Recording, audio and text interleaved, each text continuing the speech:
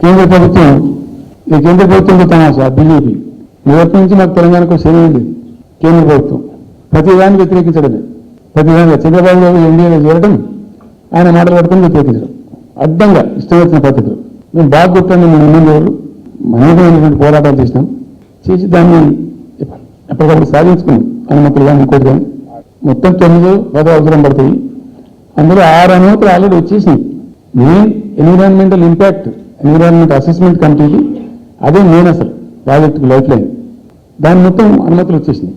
దాని తర్వాత మిగిలిన అనుమతులన్నీ లాంఛనం ఉంటాయి, ఇచ్చేయాల్సిందే. అది ఇచ్చిందంటే అటువంటి అతి ముఖ్యమైనటువంటి అనుమతి కూడా తెచ్చినాం.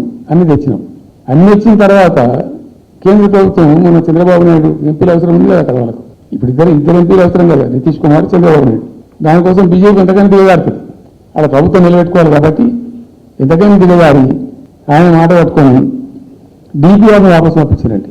మేము 8 రోజులు రాలే డిపిఆర్ వాపసు, అనుమతులు తెచ్చిన అంటున్నాం. ఇంకా డిపిఆర్ వాపసు వస్తే భూమి ఆకాశం ఒకటి చేయాలా రాష్ట్ర ప్రభుత్వం? ఎంత లొల్లి చేయాలా, ఎంత హడావుడి చేయాలా?